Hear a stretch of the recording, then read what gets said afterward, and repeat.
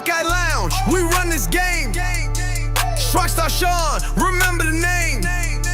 TG's lurking, Wolverine's fear. Scarlet and gray, make it loud and clear. O H O O H O. TG and Shaun, bringing that smoke. They stand in the paint, that ain't no joke. Tune in, turn up, let the show begin. The Buckeye Lounge, straight fire within. O H O O H O. Buckeye Lounge, we run this game. Shrockstar Shaun, remember the name. TG's lurking, Wolverine's fear. Scarlet and gray, make it loud and clear.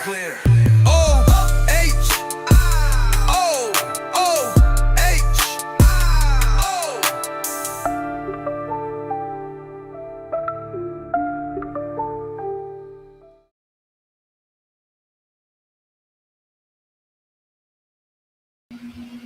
Hello, ladies and gentlemen. Welcome to the Buckeye Lounge Show. I'm TG. This is my new co-host, Chris Wilds, and this is our special guest, Andy Groom. How you doing, Mr. Andy? Doing great. Thanks for having me. Thank you for being with us. And I know for a fact a lot of you will be asking where's Shaun?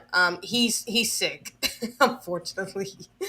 Yeah, it's unfortunate, but he will be watching the show, and prayers for him that he gets better because he sounded like he wasn't doing good at all. So hopefully he is getting better. But we're gonna proceed with the show and ask questions. Hey, if you guys got any questions, throw it in the chat. Chris will see it and he can put it up for you guys so that we can ask. He can ask basically Mr. Andy Groom everything everything you guys want to ask. Shout out to Linda, Michael Cultwell, Andre Green, Buck Vader, Rolling Coconut. I see you in the chat. I know Tyler and Lacey are watching. Our usual wrenches.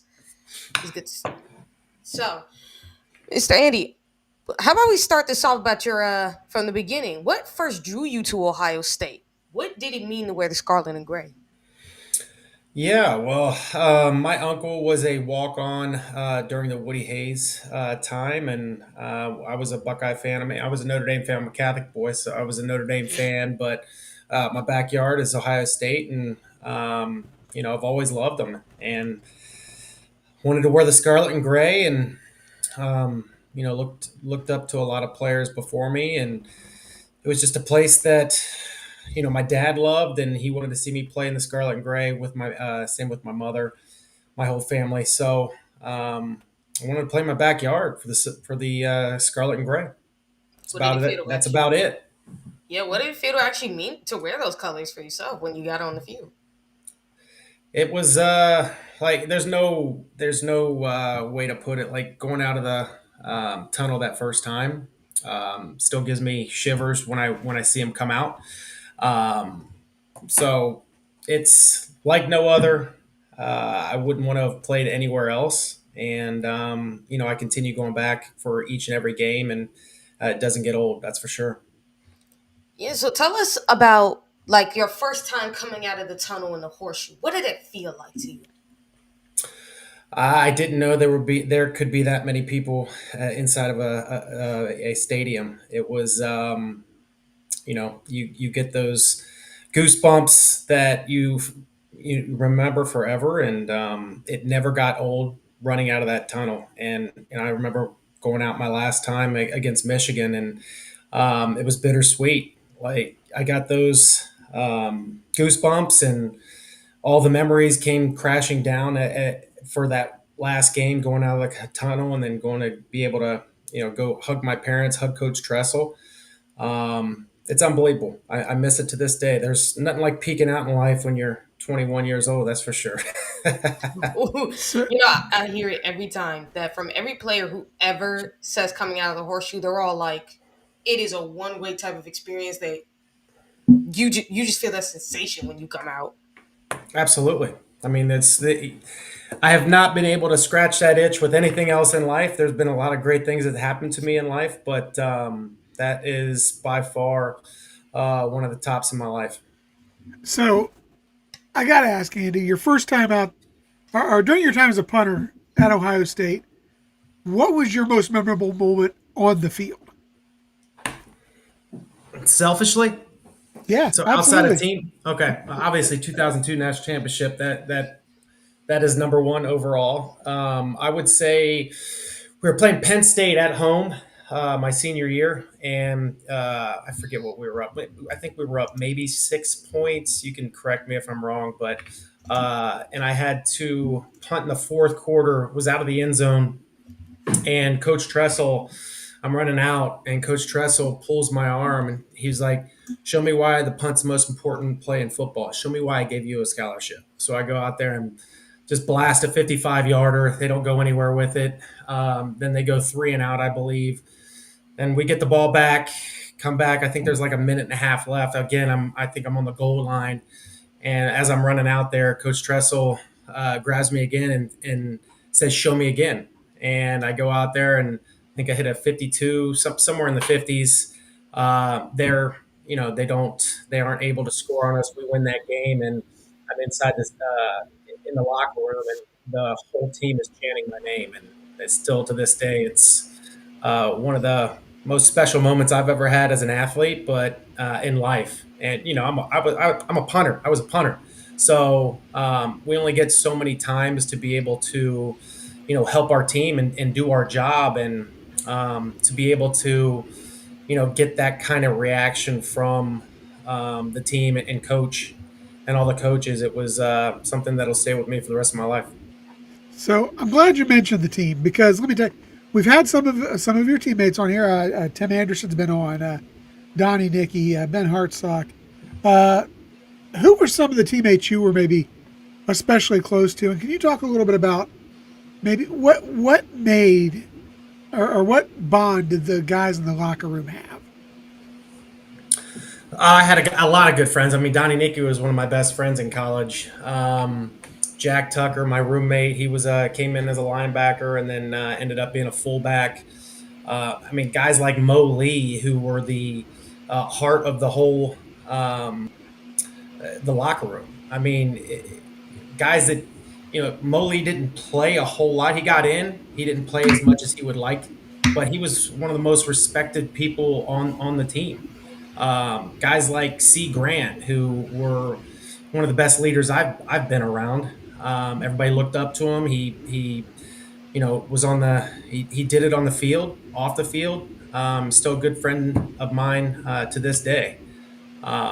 So many teammates have. I mean, I had great teammates. That 2002 national championship team. I mean, great friends to this day, and there was nothing like it. And as you saw, I mean, we bonded. We knew we had something special this summer, as or all through winter, spring ball, summer. We knew we had something. Guys like C. Grant, Donnie Nicky, Craig Krenzel, all of them. We all stayed the course, and we loved each other. And it starts with that. That's for sure. That's awesome. We do got some questions in the chat, which is Andre presented the first one when he says, "Mr. Groom, what was going through your mind during the Holy Buckeye play, Krenzel to Jenkins at the Purdue 2002 season?" Yeah, you well, if you go back and watch that game on TV, I mean, you can they pan over me, and I'm going absolutely nuts, like jumping up and down, going crazy. But then again, I had to compose myself and run out because I had to go hold for Nuge. So, um, I mean, just I believe it was 4th and 1, and they end up deciding to go deep to Jenks. Um, Again, Jenks, one of the best people I've been around professionally, and just personally. Great leader, humble, but you saw what he did on the field. I mean, he's one of the best to ever do it at Ohio State. Yep. Speedman, he asks, "Who inspired you as a punter, and which Ohio State punters do can you brag on after you?" I mean, that would be Brent Bartholomew. I learned more from Brent Bartholomew than anybody that I've come across. I learned a lot from Tom Tupa in the NFL. He was absolutely phenomenal. But Brent Bartholomew is somebody that I looked up to. I thought the world of the guy. and he would always come back and help me out when he was he got drafted, but then bounced around a little bit, had some injuries, but would always come back and help me. Scott Turner is another guy, older guy, a few years before me, but would always come back, punt with us, just be that confident voice that we need. I mean, look, we get so many plays a game. Um, Normally, I wouldn't say normally. Most punters and kickers are different cats. Let me tell you that they are different people. A lot of them aren't athletic. One of the big things I wanted to go because I was a walk on in the beginning, and I wanted to earn the respect from my teammates and my coaches, not just going out and kicking a ball, but I got pushed up to run with the DBs in the corner or wide receivers when I was there. No other kicker or punter did that, and I was proud of that. So I wanted to earn their respect, so they saw me as an equal, not just a punter. Ooh, Buckeye for Life actually said this is a silly question, but do you have an Ohio State sticker on your car? On my golf cart, I do. On my golf cart, I do. I have a golf cart that we run around UAN since they're legal, so I do. It's a really cool one, though. It's not one that you could probably find. That was given to me at the Woody Hayes, so very cool. Yeah, that's nice. Michael. Honestly, Andy, do you watch college football today? Oh, absolutely. Okay, do you think coaching is harder than what it was 20 years ago? Give sort of a fact what happened with like Hugh Freeze and No, I mean it 100% is. I mean the NIL has changed everything. You saw, I mean Nick Saban had enough, and Nick Saban's one of the best to ever do it. So I think it's much harder. I think it's in an era where they have to go recruit, obviously, and continue to recruit. But at the same time, you have to recruit your guys that are already at the facility at Ohio State. You got to continue to recruit them because the way the NIL is, I mean, you can go elsewhere and do a money grab. So I think, Coach Day has done an absolute phenomenal job, uh, you know, keeping guys here because they want to be here, because they want to be part of the Buckeye Brotherhood. And not every place is like that. So it is extremely hard to coach this day and age. And I think the NIL is crazy right now. I'm not saying we should ever I mean, it is what it is, but I think they need to um, pull it in a little bit and have some parameters around the whole thing because it's the wild, wild west. yeah, as a matter of fact, that's because I know for Andy that question was meant for me, but Andy basically just was gonna say everything I was thinking. Um, Yep. Yeah. Now he did ask you this question: Who is the most hard headed team? Who is the most hard headed player you worked on this team, and who's the most hardest working player on the team? Hard headed. I don't know how to explain that one. Let me flip that. I'll say the most athletic player, the best athlete I've ever seen in my entire life. There's two guys. Chris Gamble is 1B. All right. And we all know how he was. He was phenomenal. Very just quiet leader out there. He talked with his play and great dude. He would do anything for you. But then you got a guy named Derek Ross that maybe people forget about. And Derek Ross was a dog. Like he could play, he literally could go play any position on the field and excel at it. But his athletic ability, I've never seen all in it. I mean, I've been, did 4 years after college, came across, what's the dude's name out of Miami? Sean Taylor. Sean Taylor was the closest thing I ever saw to Derrick Ross. So, and what was the most hardworking? Yep. We had a lot of those. I don't know if I can pinpoint one person, but I tell you what, a lot of people don't know. Like, and it's different now for walk-ons. I was a walk-on, and walk-ons had to work so much harder just to get a look, and it's not a level playing field by any means. Guys come in with a full ride scholarship, and they have a lot of money invested in people. So you have to go out, you have to work harder, you got to show up every day, and then you have to perform when you're called. what's your favorite Trestle story? Speedman asks. Tress is like a second father to me. I have nothing but great things to say about him. I still have a relationship with him today. I guess he before the season started, he was saying something about he said I think Darian Scott. He was a DN for us, great guy, DN D tackle, and he asked Coach Tressel if we ended up winning the national championship, would you put cornrows in your hair? So I mean, just out of the blue, we won it, and we're at the facility, and Coach Tressel's got cornrows with a do rag on top and or pantyhose all the way around, and it was a sight.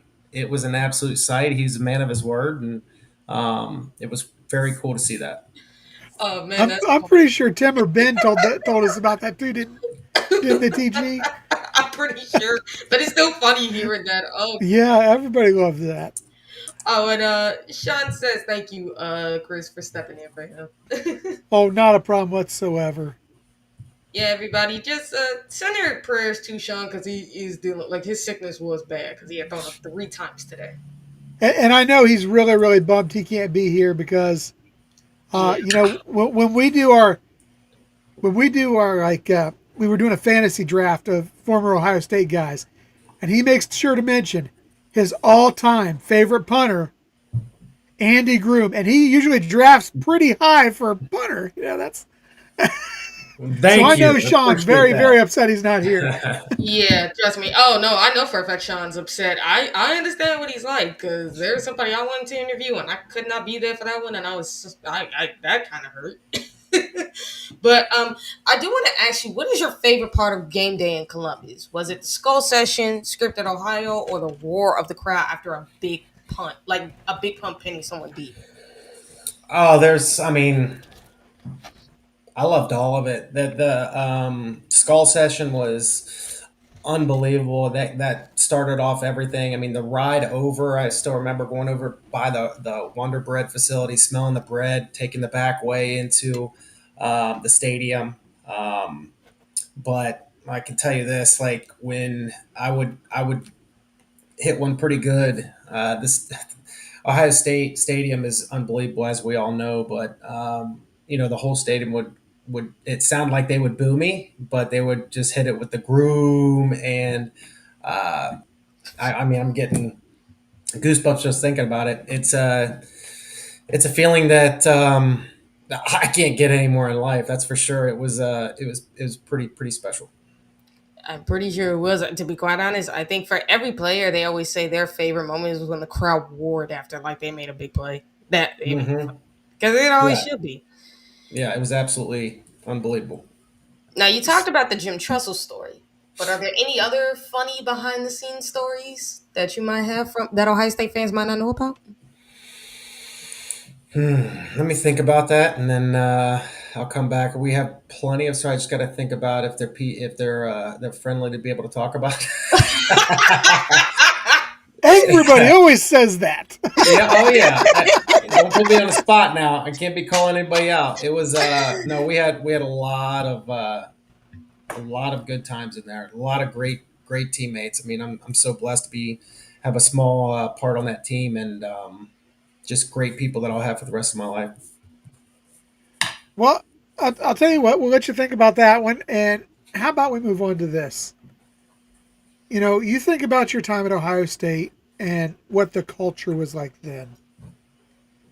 How do you think the Ohio State culture has and tradition has evolved since your playing days at Ohio State? I think it's evolved. Um, I think it's evolved good. I mean, we're not somebody that changes up a whole lot of stuff, sort of like Oregon, right? They have a lot of Nike money and constantly changing things each week, which I think is cool. I don't have any problem with that. But I think we're very traditional at Ohio State, and I like that piece. But I do like when we change things up, and one of my favorites when we went all blacks. Or the chrome helmets. Like I love that. But I think they've done a really good job making sure that people want to be part of, the Buckeye Brotherhood. I think that's so important for recruiting. Again, keeping your guys home, because you see it all the time. All other places losing players every year just to go somewhere else and make a money grab. So I think they've done a great job with that. I think they're changing some things up in the stadium to, you know, be more with the times, to be able to get the crowd into it. Because look, Ohio Stadium is one of the top two or three loudest crowds you can get, but we can be quiet. And I think we're starting to do things more to be able to get the crowd into each and every game, and I think that's very important. Yeah, so Speedman asks, where were you then when Tress went back and got onto Schlegel during a movie? Story came from Bobby Carpenter and Schlegel themselves.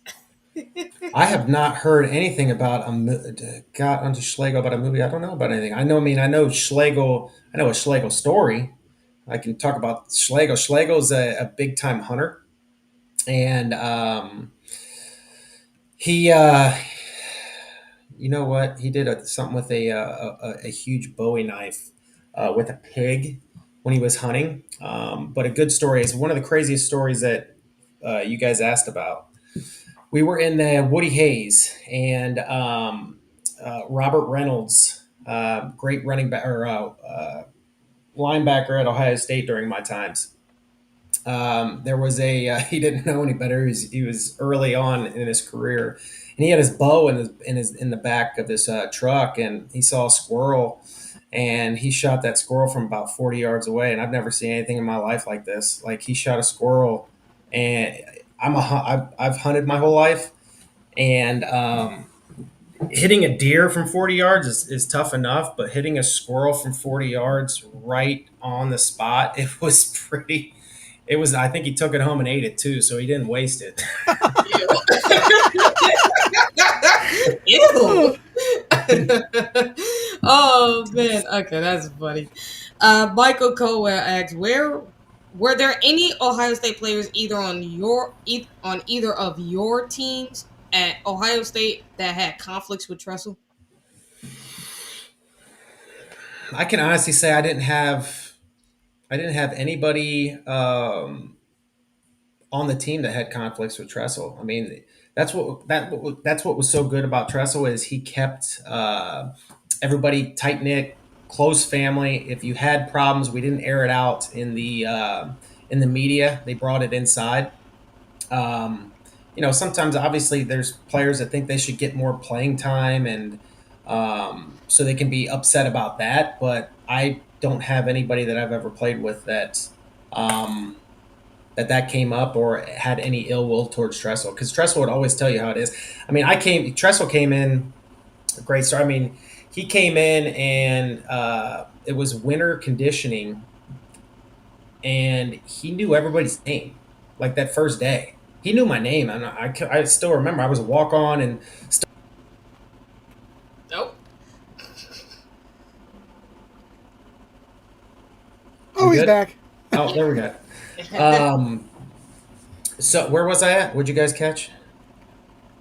You were talking about something like at Ohio State had happened with when we were talking about Tressel. Did any player have a problem with Tressel? Oh, okay. So I was back at it was first practice we ever saw Tressel. I'll just tell you a little bit about Tressel. I was a walk on, right? And you start out the low man on the totem pole, and he comes in. It's the first time I ever meet him. He knows my name, and that was just like, I couldn't believe it. I couldn't believe he knew my name. I was just some low end punter. I thought so, and he comes in and says, "Hey, you know what? I don't care if you were a starter last year or you were an All American last year. You might not play this year if you're not the best player." So that's all I needed to hear. I knew my trajectory at Ohio State would change from that, because I was confident in my ability, but I just needed the coaching staff to be open to that. So that's the type of person and coach that Coach Tressel is. And again, coming back, I don't have anything that I could ever say where people, had something against Tressel at all. Speaking of such, do you think Trussell and Ryan Day have similar coaching styles? Yeah, I do. I don't know Coach Day. I've met him a couple times. Great guy. Um, I truly believe both of them care about the actual human being, not just on the football field, but in life. And that's what was so good about Coach Tressel is like he wanted us to excel as human beings. He would have conversations about being a father and wanting to prepare us for different things in life and just not in football. And not every coach is like that at all. And that's why he's loved by his players. Yep. And then this is the final question from Michael, which is, who was the toughest team that you came up against in your 4 years at Ohio State? Obviously, I would say Miami. I mean, nobody gave us a shot to win that game at all. I don't even know if I felt like we were going to win that. To be quite honest, they were touted as one of the best teams ever to play the game, and they won the year before, and nobody gave us a shot. So I would say that is the best team that we went against. Now I will say Penn State. I believe it was my junior year. I think we played Penn State at home or away. They had the linebacker. LeVar Arrington. Thank you. Yeah, he was. That was the year he was laying out punters for some reason. I have no idea why he was doing that. But I was like deathly afraid before that. That was the first game that like I remember puking before the game, and just because I saw him lay out three punters already, and I was a little worried for some. I mean, I could run. I was fast, but that was a big cat. So, uh, I ended up taking that and having one of the best games of my career against them. But they were very very good team, and they got my eye. I was watching a lot of film that year or that game. So, Andy, how closely do you follow the current team, and what do you kind of think of the way that Ryan Day? I know you touched on his style a little bit, but what do you think of the way Ryan Day's leading the program? Oh yeah, I go. I still have season tickets as an alumni. I go to most every single one. Once in a while, on a game that's not a great game, I'll give the tickets away to somebody that can use them. But I think he's a great leader. He is not going to show you a whole lot unless he has to, and I love that he changes game plans up crazily. I mean, he'll throw the ball out of the blue 35, 40 times a game when he previously was just going 18 to 20 a game. So I like how he opens it up. He changes things up, keeps them. I saw something the other day where the pace of play with Ohio State's one of the slowest, and by the end of the season, it's like they played one less game than anybody else out there, and that's huge when we're talking about playoffs and Big Ten championships and all that stuff because you got to be fresh. And what he's doing with that and the coordinators are pretty masterful in my eyes. Yeah, you talk about. I'm sorry, TG. You talk about that. I read a similar article, and they compared him specifically to Indiana, and they said it was almost going to be like 2.5 games difference because of the pace. And you have to think that the wear and tear on those guys come the Big Ten championship game, Indiana might feel that a little bit. Absolutely, that's real. I mean, more plays, more fatigue, more injuries. Last year when we lost to Michigan, I mean, pretty crazy. A lot of people wanted him fired, but yeah, it sucks to lose to Michigan. We want to beat Michigan. I want to win Michigan this year. But in this day and age, it's not that game is not what it used to be. It's still the rivalry's like no other. Don't get me wrong, but it's bigger picture here. Like Yeah, he lost, but that was not the end of the game there. And as we saw, we went on one of the best runs ever in college football history. Um, and we lost to Michigan. We got some weeks off, and then went on that run. So it's pretty special in how they're managing the game week to week and changing the game plan up and just thinking long term success. Yep. Big Speedman actually asks, "Who was the biggest trash talker you played with, and who's the best player to come up to you and encourage a teammate?" Best trash talker. Ooh, there are some good ones. Oh man. Let me think of this here. Well, Charles Bentley, he was a trash talker, but he usually didn't bring it up himself. It was like once he had an opening, it was there for him to take it. But he always backed it up with his play. I mean, that's if you put top five, we were talking about most athletic players. I mean, he is, I would say, number three when you get past Derek Ross and Chris Gamble. I mean, he was a big dude. Now, you see today's linemen are a little bit different from the times when I played. They are big, they are strong, they look the part. Well, Charles Bentley was, that well before its time. I mean, you would look at him and he didn't have any fat on him at all, and it was all muscle. But you didn't want to get on his bad side. And but great player, but even better teammate. Yeah. Oh, Jim, this is kind of funny. And you come from a scum, and your father's a scum fan. That's where you come from, brother. I'm sorry. He's basically saying No, his father thought that Tressel was a bad hire for 2002. After they won the national title, and after he's been on a nine, pretty much win game streak against Michigan, he wasn't talking too much. And welcome Eric into the chat, my brother. That's I find that so funny. I'm like, yeah, they talk the most stuff, and then when you see them go on that run, that's when they shut their mouth. yep, that's it. Yep. Nothing to be said. Yeah. Was the run of the 2002 team comparable to the run last year that the team went on? So basically, the 2024 Yeah, team compared to the 2002 team. yeah. I just think it's different, right? Like completely different eras, completely different. I mean, BCS versus the playoff system. I'm not gonna. I mean, they had a lot more. They had a lot more firepower on offense than we did.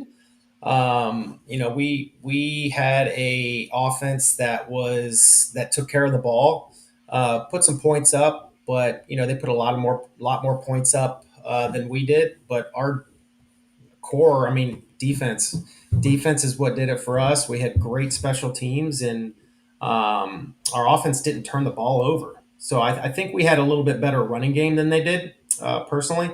And I'm hoping that we open that up a little bit more. Bo Jackson is, now that he's number one and taken over, I think the sky's the limit for that guy. But I just different eras for sure. So, you just talked about Bo Jackson. We've touched a little bit about how you follow the team this year. What do you think are maybe the biggest strengths and weaknesses as we head into that stretch run? Obviously, a few weeks out from the game with the team up north, and as we look towards the playoffs. I would like to see us run the ball a little bit better, obviously, in between the tackles. We don't do a whole lot of screens. I would like to see that open up a little bit, but I mean, our defense is built on bend don't break, and I think that is going to take us very far. Um, Patricia's defense is, I thought we were good last year, and you know, I think Nolan, Jim Nolan, right? Is that how you say it? Jim Knowles. Knowles. Yeah, Jim Knowles. Yeah, thank you. I thought he was a great coach, and did and turned us around to where we needed to be back to the silver bullets. But Patricia has put us into. I mean, we're running an NFL defense out there, and um, fine, give them some yards here and there. But you see us inside the red zone. I mean, we've got to be top three, four in the country in that, and give them in between the 20s. Give them what they want, right? We don't allow much there, but once we hit inside that 20, it's a whole different ballgame. Oh, absolutely. And when you think about the team, from this standpoint, the defense has one of the, because you talked about the defense. The defense has one of the best in the nation, and we talked about like how much this team's identity has changed. And then once you get to that, it's like when we talk about the issues with this team, special teams has been another one that we've talked about, because that has been where we've said it about Ohio State. You got all the athletes in the world, and special teams should be a weapon. Like there is no excuse as to why it's not. So, as a punter, how would you assess the Buckeyes' performance, though, of the kicking and the punting units as of recently? Um, I think I don't think we've challenged our kicker enough. He's been pretty good for sure. What I would love to see is this Nick. Is it Nick McClarty? McClarty. Uh-huh. The McLaren, yeah. the kick 6'7" beast. I mean, there was a lot of talk about this guy, and they just haven't played him. So I'd like to know if he's not consistent. I know he's got a huge leg. He Consistency. has to at that side. Yeah. So I think special teams wise, I would grade us as a B minus B. It's not hurting us, but it's not like flipping fields where we should be able to do that. Um, Mm-hmm. I think punting wise, he's consistent. He's going to give you a 42 to a 44-yard punt, but he's not going to flip the field.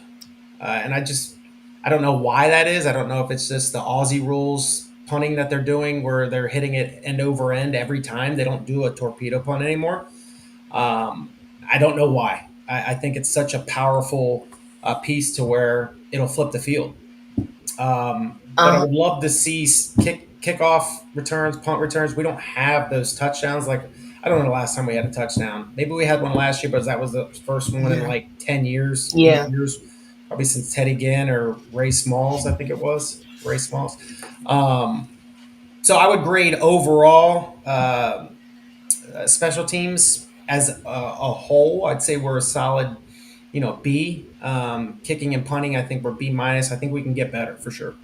I would say that Brandon Ennis almost had a punt return for a touchdown if he had made that one Purdue defender miss. Had he made that Yes, one guy miss, he yes, probably would have. But yeah. now when it We should comes be. to the yeah, no, sorry, Andy, but when it comes to the punting game as well with the kickers, Tim Williams, who myself and Shaun have had on this show, has said it. That the way they kick the ball, like how they punt it, it's actually planned that way. Like they got the legs to get it down deeper. They just choose not to do that because they're worried about it hurting them in the long run. Yeah, I don't know what it is. I think college football and actually the pros too. I mean, they not as much as the pros, but college football, everybody's doing the Aussie punt. It was not around when I was here. There was two guys doing it. One guy in the NFL, Darren Bennett, and then once I was at St. Louis Rams, I mean that was my fourth year. I started to pick it up, and it's a super powerful thing to have to be able to do it because it's so much easier to pooch punt. I mean, if you pooch punt just a regular torpedo punt, I mean, if you really hit it, it'll go straight through the end zone. So that was the hardest punt you had to do as a punter back in my time. But now everybody does the Aussie kick. But when you're in the back of the end zone, you do an Aussie kick and you got a wind in your face. You're you can hit it as good as you want, but you're going to get a 40-45 yard punt. That's when you need a 55-60 yarder to get out of the end zone and help your team try to flip the field. So I really don't know why they're not utilizing that punt anymore. But it's completely flipped from when I played. It was everybody was doing torpedo punt. Now it's everybody's doing Aussie punt. Once in a while, you'll see a regular punt. Oh yeah, and The last thing is when we talk about this entire team of the current Buckeye team, is do you think that this team has what it takes to make the college football playoffs and compete for a national title, if anything, repeat for one? Oh, absolutely. I mean, our talents. I don't believe anybody else can equal our talent right now. I think Texas A&M has the ability to potentially give problems, but I think we'd be up for that game. Um, we still got. You've seen what happened the last 4 years. It's Michigan, and we're at Michigan, and last year that should have never happened. Now we're going into their place. They're going to be hyped for that. We need to get back to being the Buckeyes that didn't take that. And Hmm. no, I think the one good thing about what Coach Tressel did was it wasn't just another game. It was a game that had to be won, that you had to hate, and you gave everything. He always used to say, seniors had their best game against Michigan. We had to have that to win. We need to get back to that. Obviously, it's not as I don't want to say not as important, but it doesn't matter as much in this age of football where one loss isn't going to keep you out of it. Um, but we need to get back into hating that team and doing everything you can as a player on that team to be able to go after that W. And it's been lost for the last 4 years, but hopefully we right the ship this year. Right. Yeah. Now, we've already kind of got your take on NIL and the transfer portal a little bit. Um, Obviously, two very big changes to the game from when you were here. Um, in addition to that, kind of what's your opinion of the expanded college football playoff? Is it going to be good for the game of football, or is it too much? Is it basically taking away from the bowls and the game itself? No, I thought last year was I mean, we won it obviously, so we're gonna love that. But I think it's great being able to have Tennessee come to Ohio State in the when it's freezing. Like you just don't see that. I think it's and that was one of my favorite games I've ever come across as a fan. I mean, Tennessee fans were unbelievable. They took over this area on the outside when tailgating, and I loved that. Everybody loved that. They were great fans. Um, but I like the expansion. I like getting more teams in there because you never know when somebody's going to get hot. And you saw us. I mean, we thought we were dead in the water after the Michigan game, and we collected up and went out and went on a run where you haven't seen that. So I love it. I hope it never changes. I think it's perfect to where it's at. No matter how many teams you have in a playoff, somebody's always going to have a problem with it. And I think Yeah, this is about as perfect as perfect could be. Oh, absolutely. And when you also think about it, because you talked about the rivalry when it came to the Michigan game, what memories stand out from the Michigan matchups during your career? I mean, junior year, go into their place. It's a rainy mess. Jonathan Wells goes nuts first half, and then gets. I think he's at I don't know 120, 150 yards in the first half. Goes crazy. I almost break my neck punting a ball, getting blasted. Um, just the excitement and um, all I can think of is excitement. Like being at. I loved playing at Michigan. I loved it. I loved playing away just as much as I loved playing at home. Um, but that was a great one. And then obviously my senior year, 2002, when the whole stadium collapsed on the field. I still remember everybody or the coaches and everybody keep your helmets on, keep your helmets on after the game because there were 20,000 people on the field.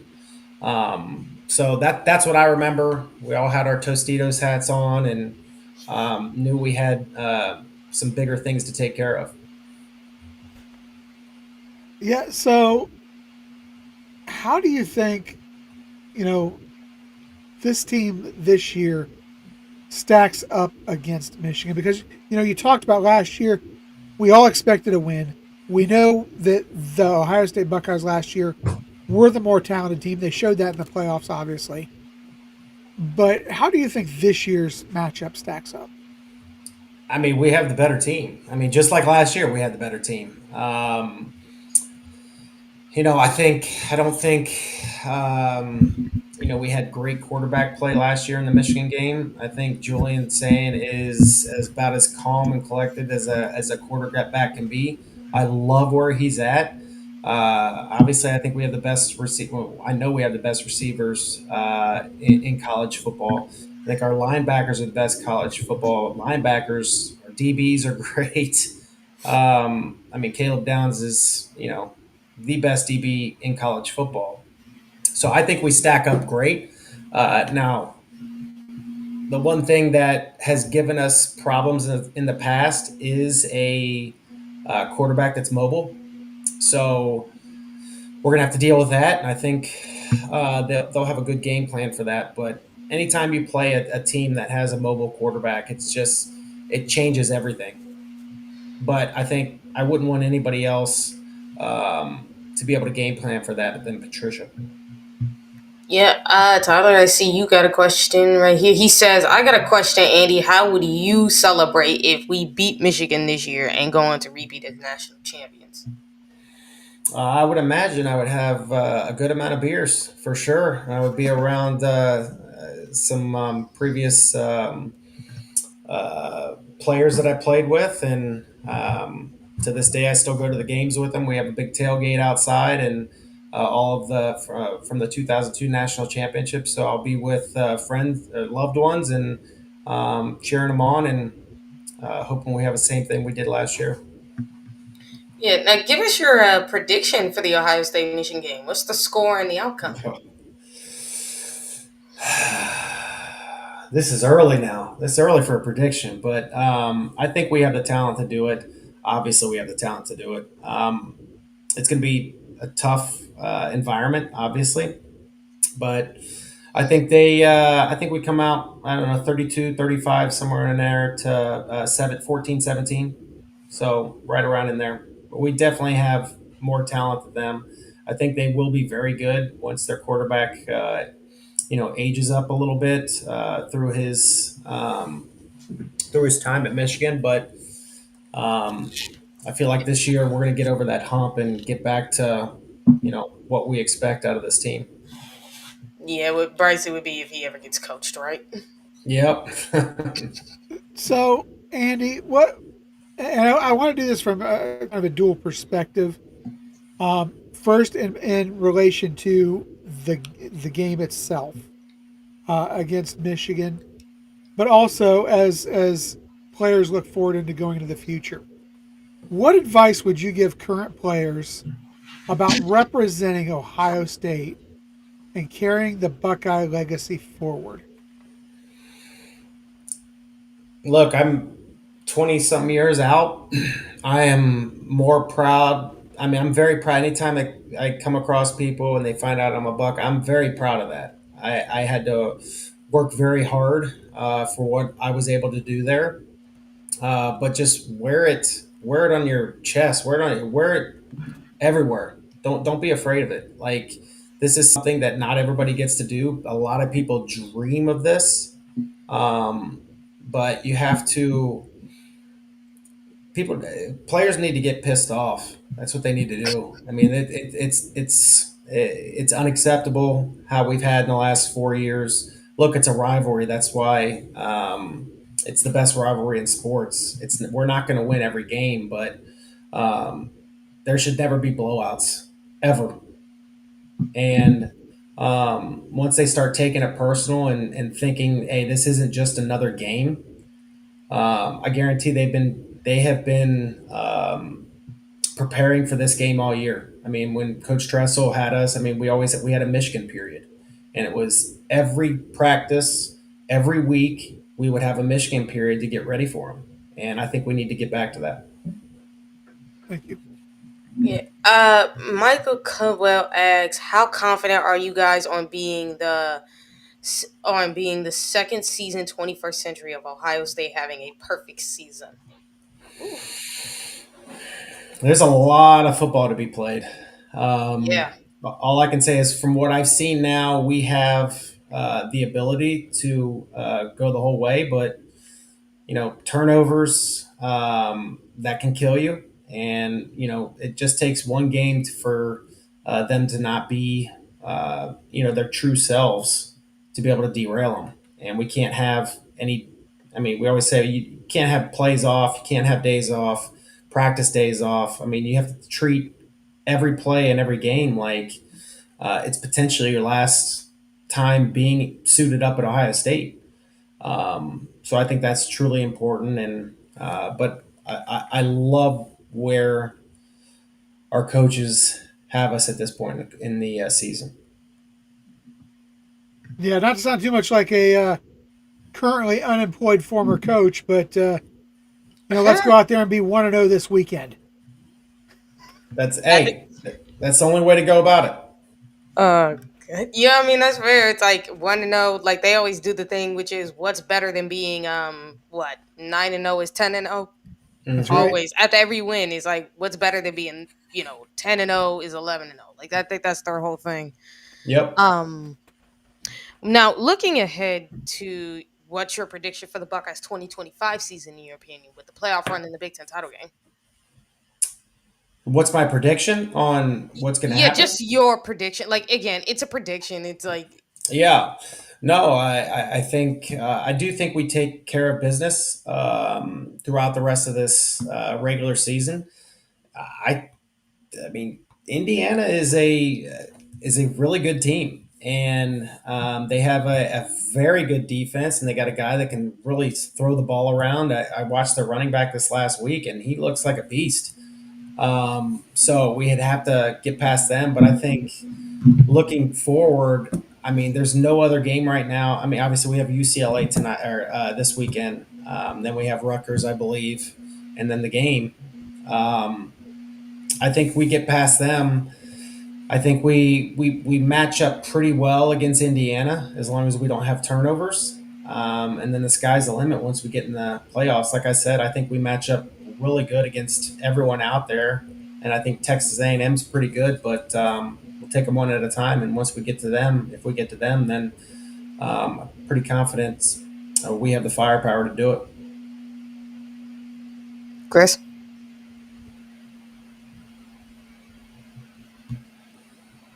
Chris, you're muted. So I really don't have anything else at the moment, TG. If you don't have anything else, it might be time for speed round. Well, not yet. What would be your current advice to the Ohio State players about repeating and carrying the Buckeye legacy moving forward? I mean, it's very cliche, but one game at a time. I know that's very boring, but it just takes. I mean, 2002 national championship year. How many times we probably could have gone 6-6. So I mean, whatever, 7-6, whatever we were, ended up being 14-0. But anybody can take down anybody at any time, and we saw what Penn State. I mean, Penn State's down, right? That's what they say, but they still got a very good team. Their defense is intact, Yeah, and you very saw true. what happened. Yeah. Yeah, you saw what happened. Penn State almost took down Indiana. Indiana found a way to take them out, but those guys are on scholarship just like us. So we need to be able to, UCLA first, Rutgers second, Michigan third, and then the sky's the limit. Oh my gosh, Shaun. I just saw it. Hey, Andy, how did it feel to call out Mark May after winning a natty? And Trev Alberts, don't forget about that guy. I couldn't stand Trev Alberts. Yeah, that felt pretty good. I did mouth off right after we won the national championship once the camera was in front of me. But I mean, I think it was Trev Alberts. Maybe it was Mark May. One of them said it was going to be a chicken licking. And Ohio State has no business being in that game. So I think I told him he could come see my ring, could come kiss my ring once I got it delivered. So yeah, felt pretty good. I think there's a grainy video out there on YouTube if anybody wants to check it out. Yeah, that was actually the funniest. All right, I ain't got no more questions. Chris, you ain't got no more? I got nothing. All right, let's go to the speed round then. All right. So we just gonna hit you with a whole barrage of questions here, Andy. Just first thing that comes to mind. Favorite former teammate to hang out with? Jack Tucker, Toughest stadium you ever played in? Penn State, Best restaurant or hangout spot in Columbus back in the day? uh, Spot Bar, If you could play one more game in the horseshoe, who would you want it to be against? Michigan, Ooh, Most intimidating Big Ten opponent? Penn State. nice. I'm not gonna lie, that's all I can get. Thank you, Okay. Groom, for coming. One more. One Okay. more. All right. Funniest, funniest player that you played with? Moly, not even close. Moly was great. Ooh, nice. You need All to right. get him on here. He will have some funny stuff for you. Let me tell you. Oh boy, I can't wait. I hope we can get him on Well, here. yeah, we got to work that out, TG. Yeah, we're gonna work it out.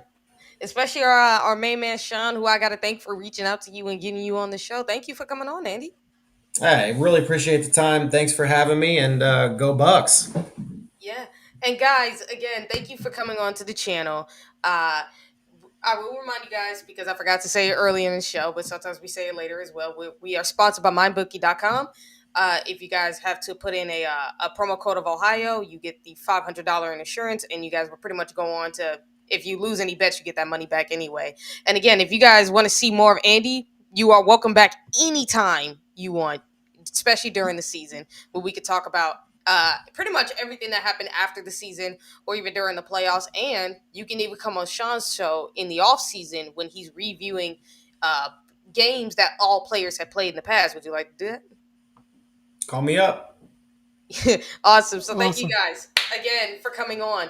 Like, share, subscribe, turn on those notifications so you never miss an episode. If there's anything you guys want to check out, you can go to our Patreon channel. We have all the favorite type of stuff going on there. You got Chris's What Makes Me Wildin' pretty much what show. Like, and if you know, guys, let me tell you something. If y'all want to see Chris go off on a tangent and you want to be entertained, I'm telling you, it is the funniest thing. You guys want to go check it out. You guys can also check out Buckeye Vader's blogs, Mika's Illuminati podcast, my NFL rundown show, and Eric's own little show as well. I call it the Paw Father Show. I'm just gonna call it that. I'm not gonna lie. And you guys can check us out anywhere. Follow us on pretty much. If you guys want to be on there, you can get a free membership. You can pay for the $5 or $20 membership as well. But with the $5 and $20, you guys get more stuff, whatever with both that you pay with. Trust me, you guys are gonna love it, and you guys are also gonna love the comment what do we call those The chat message boards. boards. Yeah, the message boards. Yeah. If you guys want to go on the message boards, it's absolutely fun. I promise you guys, it's an awesome community. We've been having a lot of you come on lately, and if you guys want to check out all the stuff that's on there on Patreon, go to Patreon and become a member. Trust me. And again, Chris, do you got anything you want to add?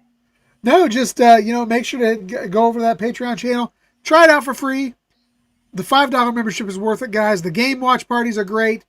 The Eric just did a basketball game watch tonight, but the game watch parties are great. The message boards, awesome inside information, getting dropped by Buck Vader on the daily. Just stay ahead of the game, man. Stay ahead of the game by going over and checking it out. And the best thing about watching the live games is you actually get to watch the games on screen without being demonetized. So meaning you guys can actually watch it on screen with us anytime. And if you at work and you can't watch it on your TV, you can actually watch it on your phone and enjoy it. Trust me. And you can actually see the gameplay, which is awesome. And one more thing, guys, go ahead to our new website pretty much in our description of our channel, which is where you can find all of our Buckeye the OHIO podcast merch. First, you're gonna see the Buckeye Lounge. You're gonna have Eric's his Paw Father merch that's on there. You're gonna have the Vader shirts and hoodies on there, and the Illuminati podcast shirts and hoodies. You guys getting those merchandise will actually help us make a lot more, and it would actually help everybody on this channel the more you guys realize it. And if you guys end up buying any of that merch, you guys can take a photo of it for yourselves and put it in our Patreon channel, or you can send it to us through X, Facebook, Twitter, or you can even do it on the. I can tell you straight up, you probably do it on the Twitch channel as well. Yep. So, and trust me, you guys are gonna enjoy it. There will be new merch on there as well. We're getting the Buckeye Ladies stuff on there. You will get Chris's the Wild Man stuff on there as well. You will get the Shrockstar merch. You will also get TG the Wolverine Slayer merch, as well as the show merches of our podcast shows on Patreon as well, such as like I mentioned with Mika's Illuminati shirt. That's from Patreon. You guys can also get merchandise like from my NFL Rundown show, as well as from Shaun's podcast, whatever the name his will be. You guys can get all that kind of merch. So I invite you guys, go over there and get that merch. Trust me, you guys are gonna love it. Am I available? I mean, I can be if they want me to be, but not. That's if they want me. All right. So, hey, Andy, I just want to say thank you again. Really appreciate your time. Wonderful having you on. TG, thanks for letting me fill in for Shaun. Really appreciate it. Had And a great thank you. time tonight. Thank you. Thank you. We'll have to- Go Bucks. Go Bucks. Go Bucks. And the way we're gonna end this as usual, Chris. OH. IO. Go Bucks, and scum still sucks. See you guys next time.